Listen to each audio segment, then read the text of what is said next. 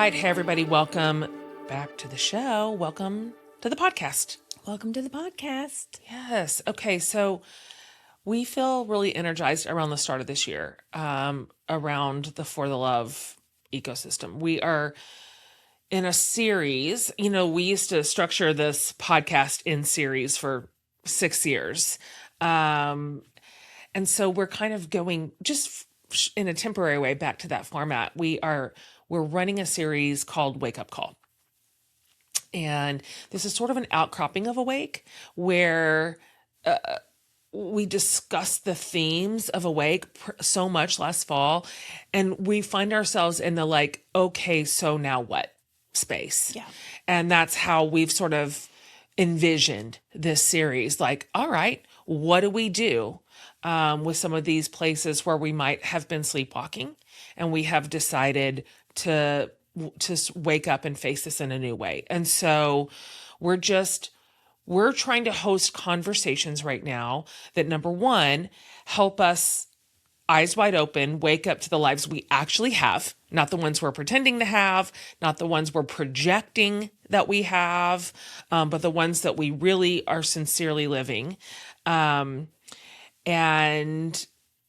then facing those with courage and clarity and honesty. What do we want to do in these spaces? And so today we are talking to one of the favorites of this show. This will be her second time on the show, the absolutely amazing Nedra Tawwab, who is, I hope you follow her. The first time we had her on the show, I essentially insisted that you all followed her on socials, and I hope that you have. But she is a true, incredible practitioner in the space of mental health. Not abstractly, but her particular expertise is located in, I don't know, probably the category that affects us almost the most, I would say, which is relationships, right? Isn't that fair? Fair. We have others that matter, and they're also going to be in this series for sure, but this is her space, and I think most of us experience the greatest amount of like pain and joy in relationships. Yeah. Nedra's new book is The Balancing Act, and it talks about boundaries, but with the theme of dependency. Mm-hmm. And it really hit me in a place I didn't expect. I sort of thought I had boundaries figured out, at least on paper. Sure. You know, a lot of healthy relationships, but also it made me realize that you can have multiple healthy, balanced relationships and still have one or two that are out of sync. Yep. That has to do with boundaries and attachment. Totally. And dependency. And also that I still swing between wanting to do everything myself, but then also like panicked, needing everybody like just capsize to do everything for me in crisis. Totally. And some of that is a natural swing. But the way she educates us on these things is so gentle. It is. Like it makes you realize, oh, I could just work on this thing in this relationship instead of like, oh, well, I'm a disaster. That's right. Or this is how I always am with everyone. And, you know, one thing she said in the conversation was even using it as an excuse to not work. Well, that's just my personality. Yeah. You know, I'm avoidant. And so that's just who I am. So everyone's going to have to sort of shape shift around that. I love her approach, to your exact point. It's interesting for me, she's very helpfully diagnostic in the balancing act, in a really flexible kind of gentle way.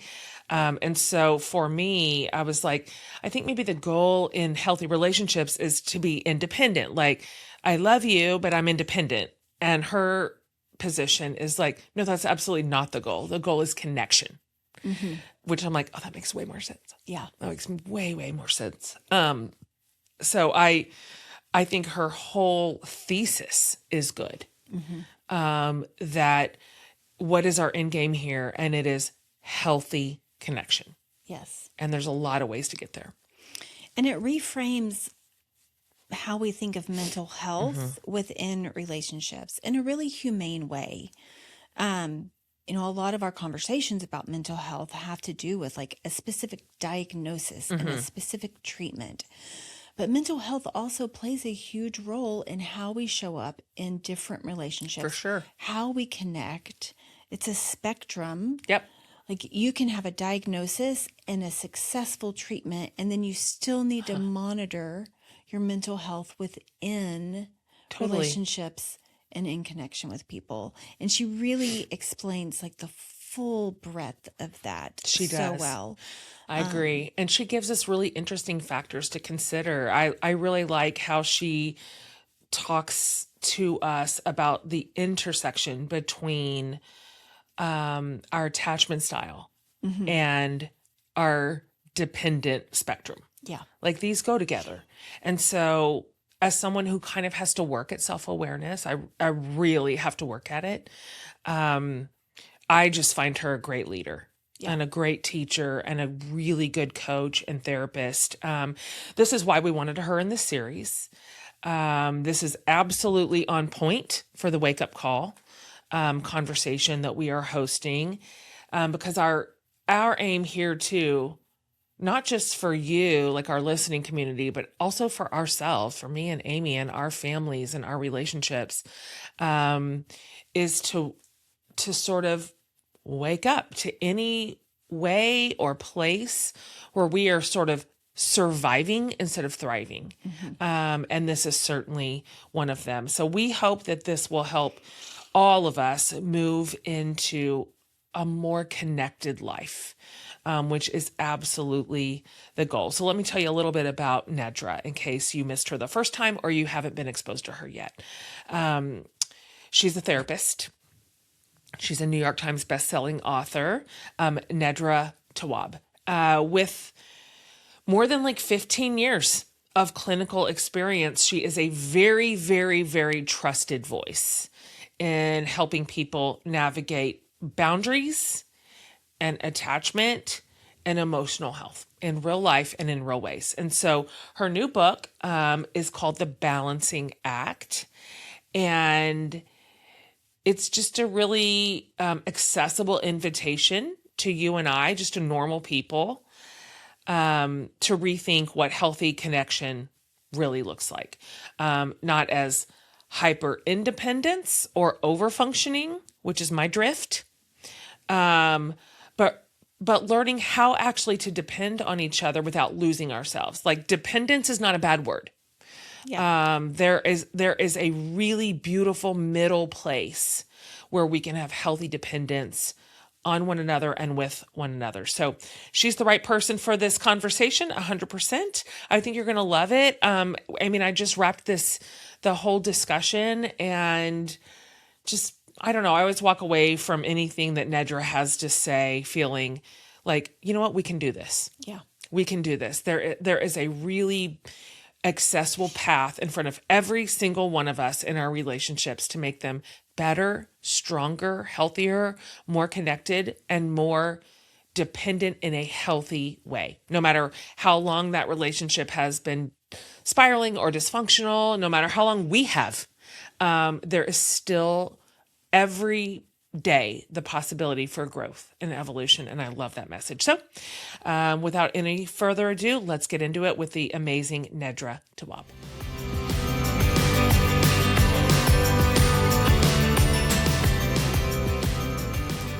Nedra, welcome back to the show. I've been looking forward to seeing your face on this screen for weeks. Oh, well, thank you for having me back. It's always a pleasure. We flow so well together. We do. I was either telling Amy or I think I was telling my business team yesterday on a call. I just continue to learn so much from you.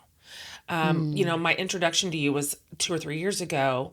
But of course, I'm a devoted follower now and have been since. And your approach to relationships and wellness is such a welcoming, invitational entry point for me into these hard conversations. Yeah. You know what I'm saying? Yeah. Like your way is gentle and flexible, and where sometimes the terms and the even concepts around your area of expertise can to me sometimes feel rigid. Like, this is the thing and it's always this thing and this is who you are forever. I'm getting ahead of myself. But my point is, I read The Balancing Act and I'm like, look at all this movement and possibility for change and growth and grace. And it's one of my favorite things about the way that you approach your work. And so I'm bearing the lead. Hi, how are you? I am well. I think it is necessary to be flexible, especially when you are a therapist and a huge part of the work is sitting across from imperfect people. Yeah. And the way to get them to show up well is to not be judgmental, to not condemn. And not condemning doesn't mean condoning. But holding them accountable, almost like in this loving and supportive way. And so even if someone, I've done mandated clients and, all sorts of things, there is a way that we must enter a space with people if we are really open to the process with them. And that requires flexibility. So no matter what your hang up is, hopefully we find somebody who can be gentle in their approach. Yeah. That is exactly my experience of you, both in kind of video and social form, but also in the written form. I'm like, oh, there she is, right on the page. That's that tone that I am so drawn to. So we are in a series over here on our show right now, kind of called a wake-up call. And we are really drilling into basically 4 key areas of just overall wellness, and mental health is obviously one of them. And so before we kind of get a little bit more granular with your book and the concepts that you explained to us with such care and expertise, if we could come real high, and I'm curious what you would say to this question. What do you think that most people maybe misunderstand or misinterpret about what healthy actually looks like in a relationship? Are we sometimes just starting on the exact wrong foot? Well, I think healthy for a lot of people means conflict free. Damn it. We never God, argue. she We got me never have right any. out of the gate. Yeah, we never argue. We never have any issues. And I can recall seeing a couple some years ago, and I was seeing them weekly, and they would come in and they would have arguments. And one of the folks in that relationship said, "Man, we're really messed up. I don't know if this working." I said, "Well, the gift here, what I'm noticing is you're having a different type of argument every week, which to me means you're getting to know each other still. And that's the really important piece. It's not like you're arguing about the same thing in the same way. This is a whole new thing. Last week it was this week it's that. You're learning someone." And so there's going to be these disagreements about what time you go to bed, who takes the trash out, who's going to be the gift giver, how you resolve a dispute, when to argue. Like, those are healthy things. Now, if you're constantly having an argument about the same thing, it's something to watch. But I think just having conversations is important. And what are we labeling as arguments and disagreements? That is mean, what you just said. That is so rude. I am conflict averse. And so I have long equated health with lack of conflict. But it's not true, because it lives in my body. It lives in my thoughts. It's not like it's not there. That is a really good place to start. Thank you for putting us on the right foot. And just normalizing 2 people in any given relationship that are learning each other. Isn't that such a nice way to put it? It's such a nice way to put Well, it. here's a thought for you. You can be conflict avoidant and yet peace positive. I want to think about that for a second. Say more So about that. if you want peace, you have to have a little bit of conflict. You have to have the hard conversations. You have to move through the discomfort, because as long as you are avoiding, you are thinking about it, it's waking you up at night, it's coming out in your skin, your waistline and everything else, right? So it's coming out. So where it needs to come out is here, our mouth, right? We need to speak it. And then we get to, the discomfort, and then we get to the peace of what that situation could be. Yep, it's true. It works like that. I feel like this is important on a micro and macro level right now. Good point. In a lot of ways. That's a great point. Worded so well. You've written extensively about boundaries. What specifically were you seeing in your clinical work that made you realize dependency was the next important conversation to have? Well, I'm starting to see more loneliness, and I think it's as a result of overcorrection. We have corrected some of the challenges we had in relationships without inviting new situations in. Our boundaries have become more rigid. And so people have to meet all of these qualifiers and pass all these tests to be in our circle. And that, again, creates more loneliness. And so there is a way to be dependent in healthy ways. We only hear about the bad ways. Oh my gosh, you're codependent. That's so terrible. Well, if every relationship is codependent, maybe. But if you have one codependent relationship, because you're trying to, I don't know, maybe you have a partner and you're trying to, save their life or something. There are things that you can manage in that relationship that might give you some space in between that codependency. And I want people to know who struggle with codependency, it's your way of showing up in love. It's the only way you know, and it is fixable. It is something that you can do differently in those relationships. And I think with codependency, it's been like, oh, it's terrible, it's bad. And it's like, I think it's loving, actually. And very often, especially when I don't have a relationship with someone, but they have a codependent partner, I'm like, I'm so happy they have you because I don't have to do any work, right? So it's like,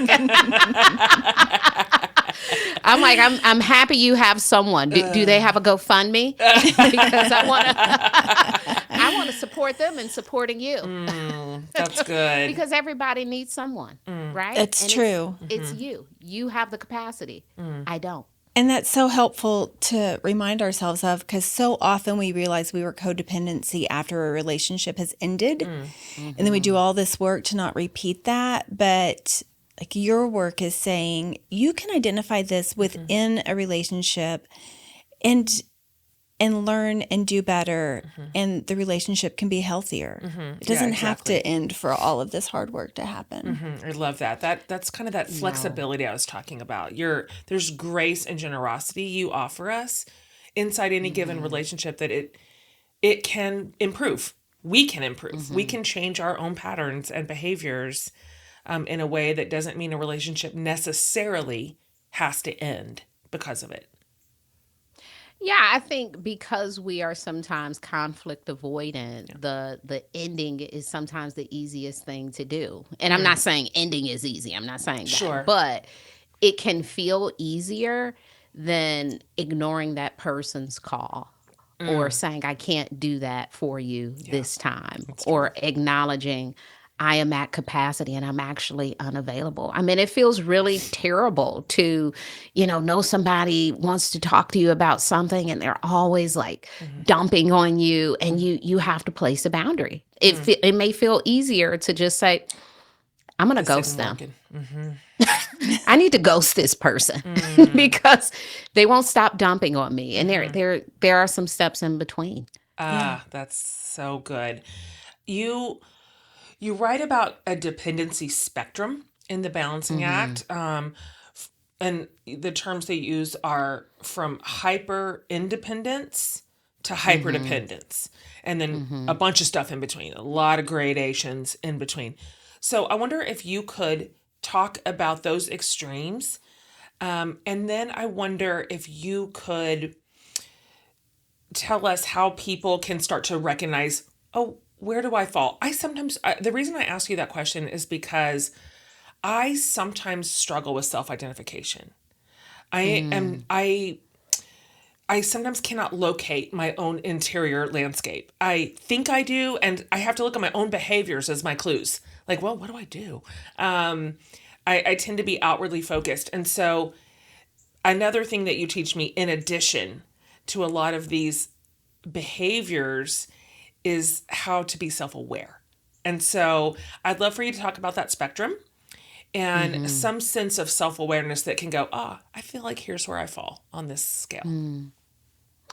Well, I want to start with hyper independence because I don't think it gets enough shine. Okay. And the hyper independent folks are the folks in society who are strong, who are very capable, who tend to be successful individuals, but they have low support systems. They have challenges with seeking and accepting help. I can do everything on my own. And then the opposite end of that spectrum, as you mentioned, is, where we see people who are more codependent. They need someone for every single thing. And in the middle is a person who can show up in multiple types of relationships in healthy ways. What does that look like? If I am a married person, I have friends. Yeah. I have friends. That's in the middle, right? And so there are some things I do with my partner, and there are some other things that I do with my friends. I have relationships with maybe my children, and when I need things from people, I'm able to ask them for support. If they say no, I'm not so bent out of shape that I never ask people again. I just find someone else.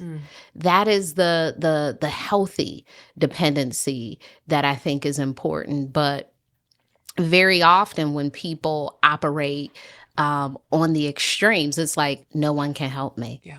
One person said no, that means everybody said no. And sometimes our internal ticker is, if my parents weren't able to show up, or if my family wasn't able to show up, I can't ask these other people to help me because no one will show up. We create this generalized messaging around who is capable of helping us based on our experiences with, some of the significant people in our lives. One thing before you jump to your question that I want to say about that, something that you included in the book, which I really appreciated, because I trend toward hyper independence. I'm not all the way there. I've got a lot of healthy flexibility, but I recognize that pattern in me for sure. If I'm reaching for one extreme, it's that one. But one thing that you wrote about, and I appreciate this even to frame up as we continue to discuss various patterns, is that it is certainly true that our childhoods largely craft and create a lot of our internal mechanisms, and that we take those into adulthood. I just appreciate you also saying that there's more than one factor. You say it can be your childhood, but sometimes your patterns don't track to your upbringing. And I thank you for saying that, because I grew up in a house where my needs were absolutely met emotionally, physically, mentally. I had and I still have some behaviors in my adult life that don't uplink to the way my parents parented me. I didn't have a deficiency at home. I wasn't left on my own or any of the things. And so I just, at one point somewhere in here, you were like, there's several factors. It could be personality. It could be environmental. It can be a relationship you had in adulthood that began to really steer your ship a certain direction. And so, because I just don't fit the mold Some of my dysfunctions don't fit my childhood mold. It's not your mom and dad's fault. It's not. I mean, it's or not all, not entirely. Right. And so, thank you for just saying there's more than one way to consider our adult behaviors, and that for a lot of us, it's certainly childhood related, and for some of us, we're just born dysfunctional. And also, I really loved when you dug into, you can be off balance. You can be hyper independent in one relationship. yeah. But be really healthy in all Yep. your other relationships. I underline that too. You are not just this one static person and you're just broken with everybody. Totally. You can have patterns with some people and completely different patterns Yep. with others. Yep. And that is another like gentle open door to be like, well, I remind myself I can be healthy in all these ways. I just need to work on these things a little Yep. more in this one relationship. Big agree. Yeah. Yeah, I noticed with my work with boundaries, and especially like after the book came out and I have quizzes on my website and all these things, people would take the quiz and they would like, I am a person who has porous boundaries. And then my work became, wow, you really identify with that like as a general way of being. Sure. But I bet there are some instances where you have healthy boundaries. Maybe it's not in this relationship that's at the forefront of your So mind. true. But it sounds like you do an excellent job with your neighbors. Yeah. It sounds like you do an excellent job with your children, but at work, right? So Yeah. we don't want to say you're this terribly boundaried person. No, but I do wonder, why is it with work in particular that saying no or that good. leaving on time is much harder? What is that idea connected to? good. But it doesn't mean that in every single situation you show up as this. You know, one of the things that I talk about in the book, and I'll just say it, it's my favorite chapter, the chapter on attachment styles. Yeah. Because that information is so helpful. It's great self-awareness, and it does not have to limit you. Yeah. Lots of times we're like, oh, I'm such an avoidant person. And we take that personality on and I have to avoid everyone now, right? Like, oh, they're calling me too much because they like me. I got to avoid them. I got to avoid, my sibling. I got to avoid. That's just my personality. And it's Totally. like, but is it a life choice? That's good. Yeah. Since you have that awareness and you're saying, I want better quality relationships, you have to override what those behaviors have been in the past and do the opposite of what has felt natural to you. You now have to, oh my gosh, I'm dating someone and they call me 2 days in a row. I'm going to answer. I'm gonna answer. Yeah. I'm going to sit through this discomfort because my instinct is to let this person just die out because they've admitted to liking me. What a bad thing. Yeah. I'm not going to do that this time. That's good. Yeah. Because I want something different. And the only way to get a different outcome is to behave differently. Yep. Like, my pattern has been mostly avoidant. That's wonderful information. Now that I have it, I don't want to do that anymore. I can choose to do something differently because actually I want connection. That's it. That's the top rung and letter. What is your attachment style? I took the, not the quiz, but, looked at The graph. the matrix. I actually, and highlighted like crazy as I did through the whole book. I'm 3. It depends on the relationship I'm in. I think I would have placed myself differently 20 years ago. I think I did have a primary one, and like I'm just constantly working on these things, and so I see it show up in different ways. It's interesting. And I'm sorry, just to interject there. I always wonder, like when someone has like an insecure attachment or an anxious attachment or avoidant attachment, what is the other person's personality type? What are they doing It's that a are great pulling question. these things? Yeah, like what are they doing that is pulling this interaction and relationships out of you? Do you like a little cat and mouse? So they're avoidant. So you're like, oh no, I got to chase this person. I see. Yeah. Like Yeah, what's that matters. going on here? Like that matters. Yeah. And we think it doesn't. We think that, oh my gosh, I just get so anxious in relationships. And it's like, yeah, but you keep dating people who provide no security. So do Yeah. you really have an anxious relationship style, or are you dating people who are emotionally unavailable? It's great distinction. That matters. It was so interesting the way you laid out the connection between attachment styles and dependency. For people who haven't looked into attachment styles, can you sort of explain the major ones and what they mean and how they show up? Yeah. Yes. So avoidant, which is the first one that I mentioned, that would be more on the dependent side. I mean, the independent Yeah. side, right? Of things. It is, I can do everything on my own. Yeah. I don't need people. When people try to connect, I put up barriers and block them. So you are the person who will not go to the office party. You are the person who is slow to return phone calls intentionally. You're not doing anything. You know, you're the person who is ducking and diving connection.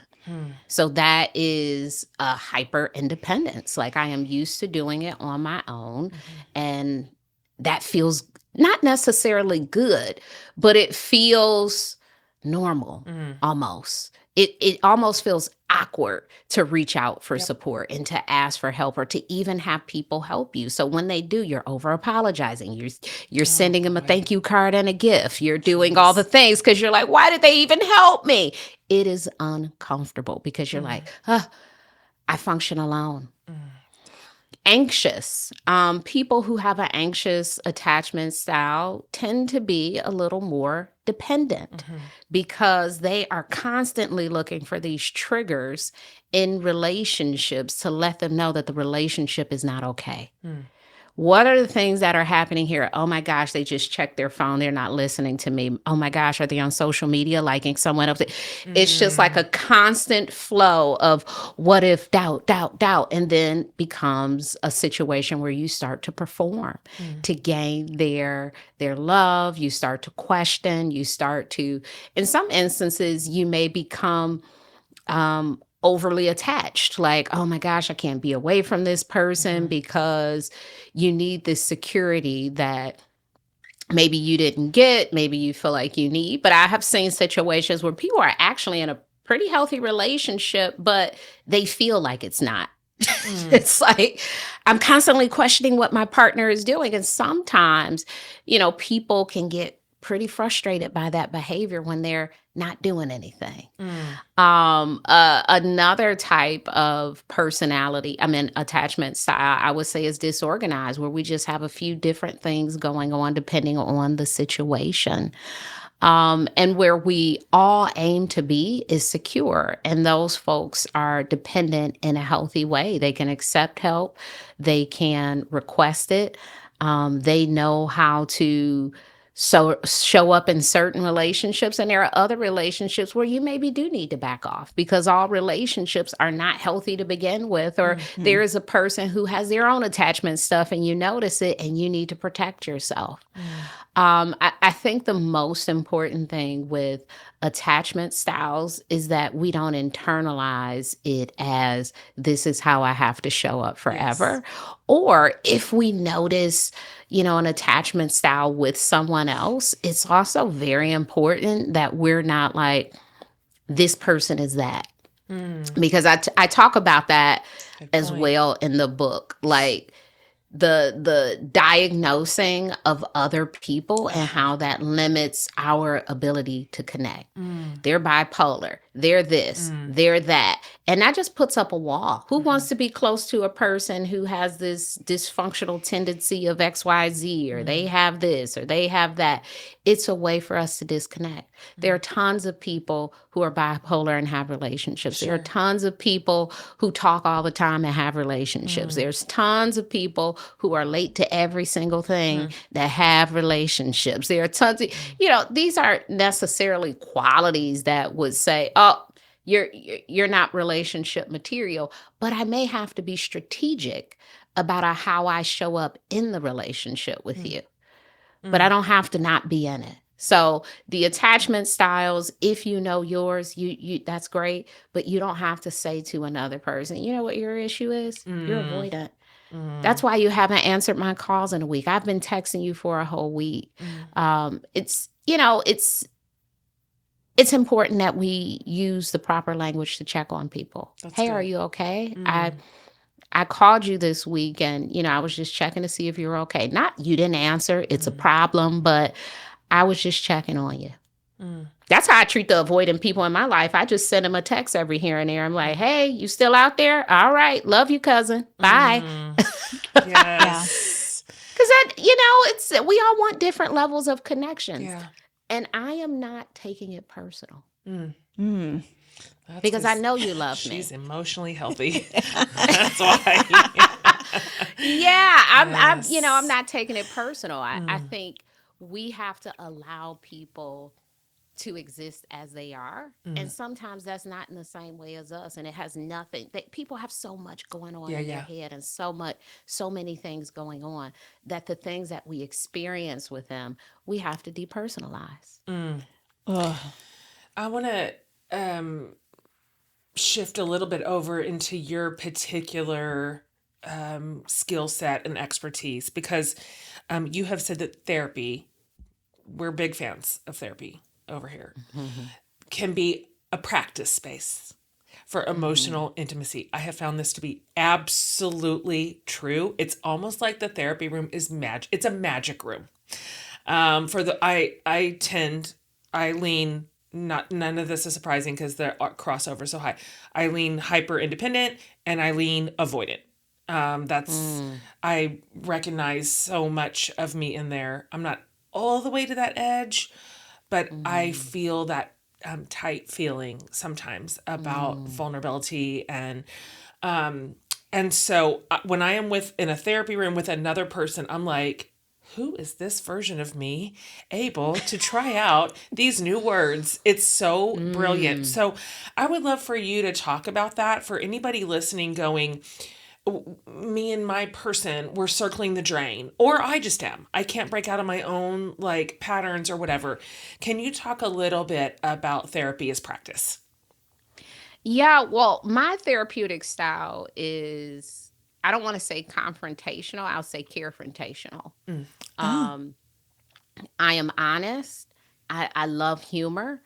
And, I try to fuse that along with the cognitive behavioral and the EFT, all together. So what that looks like sometimes in practice is, I may have a client who does not want to address the important thing. So they'll say, hey, here's my issues, but I'm going to come in here and I'm going to talk about watching Atlanta Housewives. Totally. And so, after a few times of doing that, I may say, hey, do you do this with other people? Like when something needs to be addressed, do you sort of dance around the topic? And do they let you do that? Yes. Because I know there's something bigger there. And this is just a strategy to not talk about the really big thing that you said you want to talk about. Or if I have a client who, maybe we do have a lot of fluff conversation, but those last 15 minutes are heavy. Last 15 minutes are heavy. That says something about their approach, again, to difficult conversations. And so what we might work on is, hey, when you want to have a conversation with someone, it's okay to be direct. They don't need the sandwich method. Totally. You don't have to compliment their hair. Totally. You don't have all of this stuff. I get it. I see it. I see it's like you're warming up to the conversation. You're warming up. And this, I think it's, you think it's a strategy, but actually it's a distraction from the real issue. Sure. sometimes when clients, I don't want to say ghost you, but I have had scenarios where I don't hear from somebody after a big thing for a little bit. Mm. Where it's like, oh, wow, it's been 2 months. And the last time you left here, we were talking about divorce. Oh, yeah. Yeah. What's been going on? Mm. Do you not like support from people? Mm. Like, you just want to cry in your pillow all by yourself. Yeah. You don't want to come here and do it on my couch. Mm. I have nice tissue. Yeah. I have the kind with the lotion in it. Yeah, you do. So that shows me how you reach out to people when you need it most. I bet. Boy, she's got receipts on all of us. Seriously. All of her clients. She's like, I see what your partner's up against. And imagine Yeah. the people in your life. They're trying to reach out to you. You disclose this big thing. Hey, I'm getting a divorce. And then you're not answering your phone. Totally. And because it's not just me. It has to be, this is how you operate Sure. with people in the world. Yep. right. And I know a lot of people can be intimidated by therapy and it seems scary, but honestly, it is a safe place It to genuinely practice Mm-hmm. better ways of communication, It better is. ways of looking at yourself. Like in being asked those hard questions, I would rather you ask me those hard questions Same. than someone else. Like, Yeah. so it's so helpful in so many ways. I cannot agree more. And it's the only place we can have a conversation that is truly focused on us. That's a good In point. so many other instances, we have to hold space for other people. Unless someone's going through a crisis. Of course, if someone's going through a crisis, you're like, okay, you go. I know life is bad. Tell me all about it. But in most instances, there's this back and forth. With a therapist, the conversation is about you and your stuff. And that, for some people, that is so uncomfortable. Like the start of therapy can be so uncomfortable because you're so used to talking about the weather and, oh my gosh, did you see this news story and this other person and all the things. But to sit there and talk about yourself and to have someone, like ask these questions like, well, why do you think they said that to you? And you're like, I don't know why they would say that. Like to have those sort of things happen in a space, it can be transformative if you allow it. Totally. If you allow it. Specifically, trauma survivors have huge challenges in connection in their attachment styles. Can you talk about how that affects their ability to be close to others and to rely on others? Yes. So there are a few clinical diagnoses that support traumatic reactions to people. It's reactive attachment disorder, oppositional defiant disorder, conduct disorder. And that is due to some traumatic experiences. And so it sort of forms these relationships. When you form relationships, either you have a challenge with connecting with people, or you connect very fast. I used to work in foster care and juvenile delinquency. And one of the things that was very interesting is, some kids go from home to home. And there are some kids, this is their fifth home. And the first day they're like, Mom! Yeah, totally. Mom! Yeah. Hey, my mom is going to take me. And it's like, oh, okay. Yeah. So this is an attachment thing. What they're seeking is like safety and comfort. And, 5 homes, you have to imagine all of them were not safe. Right. So that creates this almost codependency cycle. Because you're like, oh my gosh, I have to really attach to people and be really close. And yes, their actions don't necessarily match it, but this is what I need to do. Or sometimes we can't even take people being in our space. We've had so many scenarios with people that when we meet a person who is healthy, we think they're unhealthy because Totally. everybody's unhealthy. Yeah. So our reaction to this person That is so true. negative. Mm-hmm. You hear about, these scenarios where people have, maybe a domineering parent and they are like, they can't take direction. They show up in the world and they're like, no one can tell me what to do. Oppositional defiant. Yeah. You don't want anyone to control or manage you because you've had scenarios where that control was actually abuse. Yeah. Mm. Yeah. That impacts, again, our connection to people. Not that, you try to control people, but, even if I had a neighbor and their tree is over in my yard, I'm not trying to control them, but I might say, can you cut your branch? But if their reaction is, I'm being controlled, there's going to be a problem with that connection. Yeah.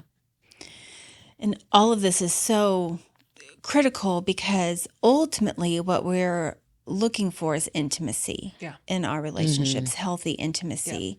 But sometimes you talk about intimacy becoming enmeshment. What are the signs that something that is healthy has sort of tipped into something harmful? Yeah, when there is no separation from you to them, where everything is alike in thought and behavior, whatever you like, they like, whatever they like, you like. We have to spend so much time together. If I don't talk, it almost becomes kind of like, if I don't do this thing with this other person, then every single time we go to the movies, no one else can come. Like everything is our thing. Sometimes it's enmeshment in a family. Sometimes it's just enmeshment in a relationship.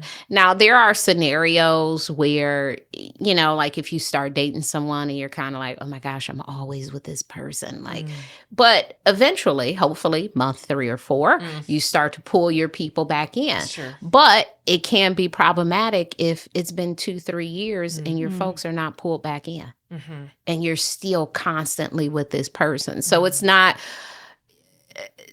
there is time limited enmeshment, right? That's kind of healthy. It's like, okay, well, you're gathering your bearings. You're a new mom. I get it. You want to really hunker down with your child. But if you are performing in that way when your child is 15, That's good. That's probably an unhealthy level of enmeshment. It has not evolved to some level of separation. That's good. There has to be some separation at some point. Within our relationships, within our families, it is okay to not all think one thing and be on one accord. That's great distinction. Yes. Let's talk about some practical stuff.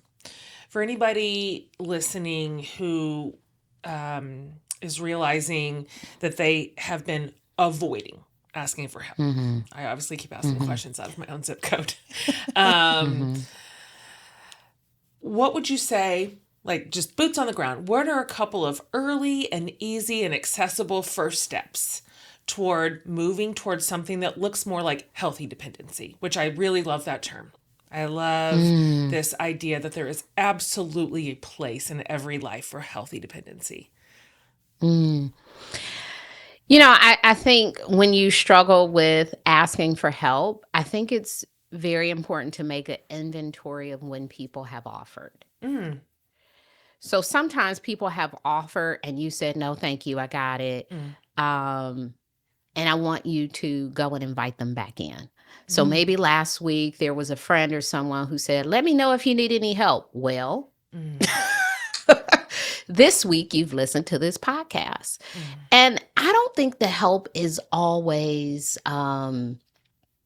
what we think it might be. If I'm painting my bathroom, maybe there's a friend who's sitting in the hallway and we're just having a chat.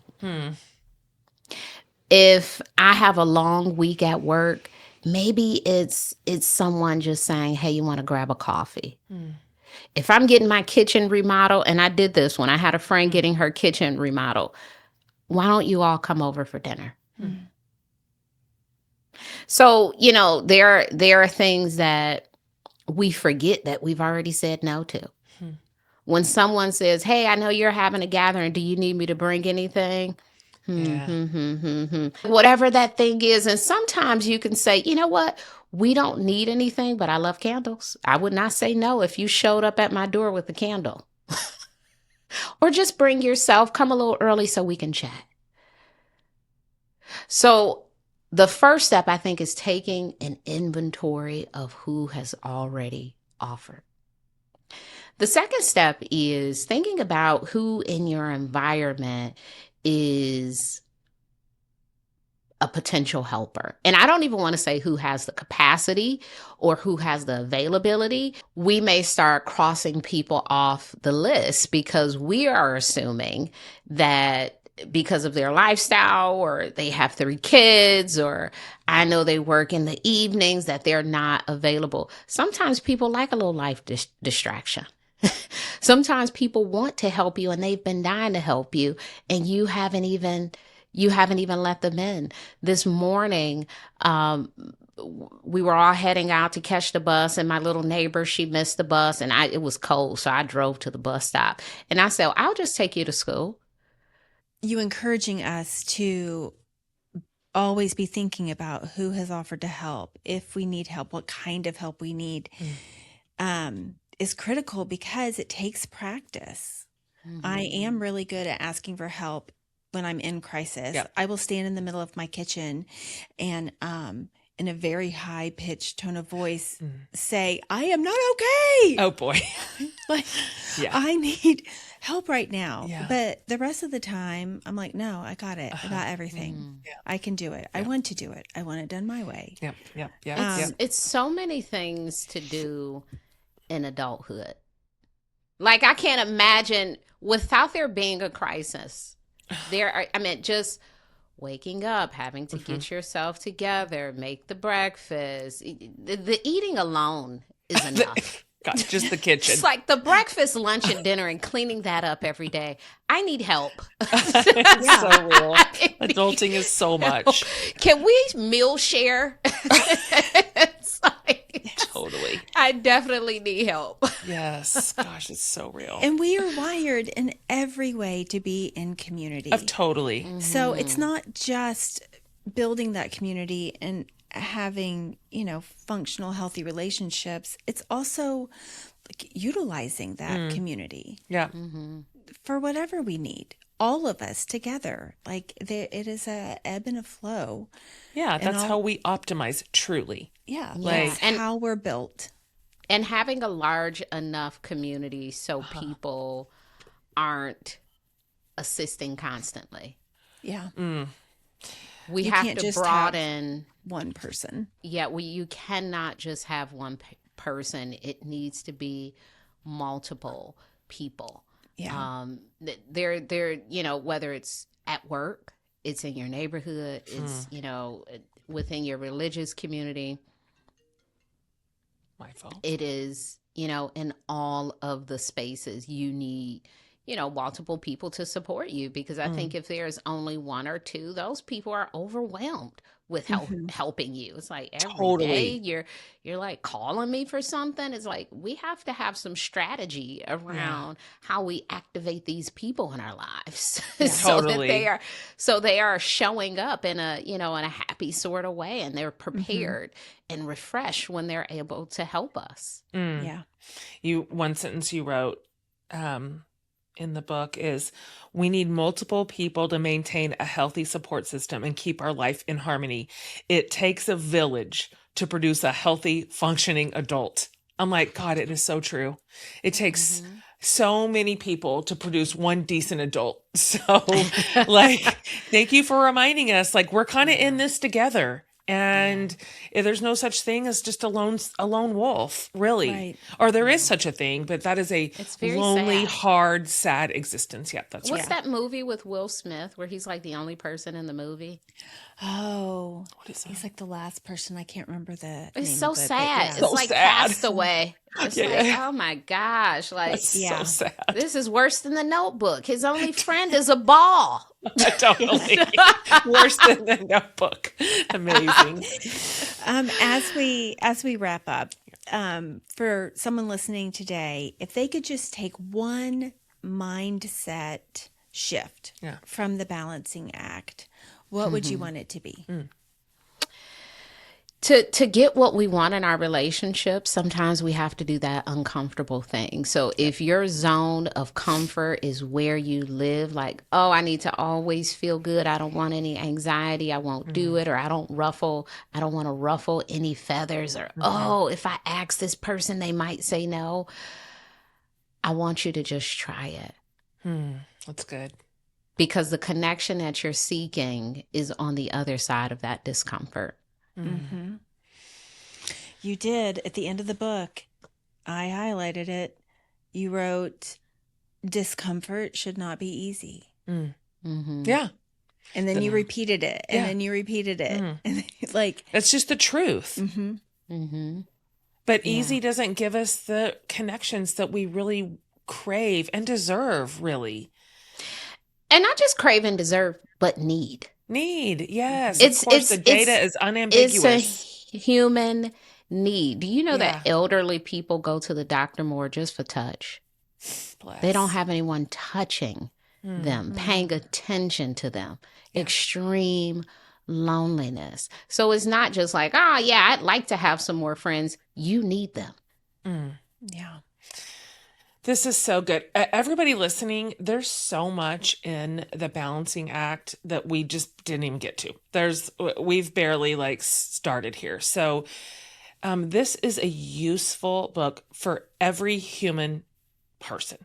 If you know any other human people, then you should read this. If you have any relationships at all in your life, you should read this. It's so good. All human people. All human people. Can you tell everybody the best place to find your work? Because you have a lot of resources for people to access when they are really interested and invested in improving their relationships. Yes, all of my work is on my website, nedratawwab.com. On socials, you can find me at Nedra Tawwab. But yes, visit my website for resources around mental health and relationships. There are worksheets and books and quizzes and all the things. Yep, you guys, we will make sure you have that link. So good. Thank you for being such a good helper to the rest of us. I'm always so grateful when therapists bring their expertise to bear in a way that we can access. And you know this as well as anybody. Therapy is accessible to some people, not always everyone, for lots of reasons. There are a lot of barriers.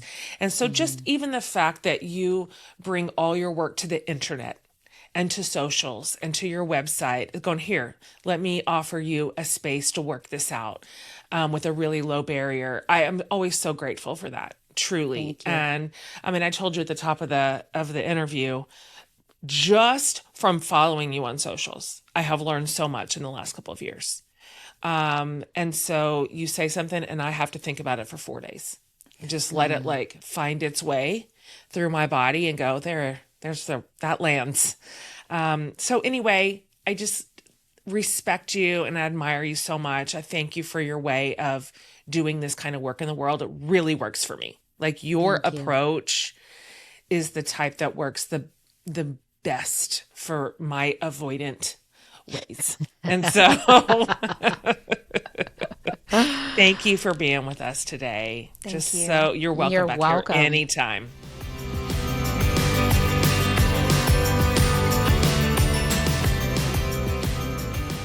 All right, you guys, I hope that conversation served you in the same ways that it did us. She is amazing. And as promised, we'll put up all of Nedra's information over at jenhatmaker.com under the podcast tab. All of her resources, her website, her socials, everything. But before we go, I want to invite you into something really special that we've been working on and planning for, and we feel really excited about. We are hosting a free wake up call virtual gathering on February 5th at 7 p.m. Central, 8 p.m. Eastern, and I would love to invite you to be there. I have some truly amazing guests that are joining me. We are having like a killer panel discussion, and we're going to have interaction with you too as our community. We're going to have an amazing conversation across body, faith, mental health, and relationships. These 4 pillars of what really make a life. We're going to be inviting you into a deeper, braver, more integrated way of living. So, in the US, just text wake up, all one word, WAKEUP, wake up to 866-970-0235. In Canada, to our beloved neighbors to the north, text wake up to 1-866-970-0235 to RSVP. We will put those numbers, by the way, in case you're like, I'm driving, I can't write it down. We'll put that over in the show notes at jenhatmaker.com under the podcast. We'll put it in the copy once we've posted this to socials too. So we're going to let you know all about it. It is absolutely free, and we would love for you to be there because you don't have to wake up all by yourself. Come sit with us. We have big dreams for this community. So thank you for joining us today so much. We look forward to bringing you more of this type of conversation in these next couple of months. And we have some of the best, most wonderful leaders and thinkers and practitioners that we know coming alongside of us to lead these discussions. So Don't miss any of them. If you have not already followed the show and subscribed, just do that wherever you listen to this podcast. That takes you under 5 seconds. So subscribe to the show and you will not miss a single episode. You guys, thanks for being here, and we'll see you next week.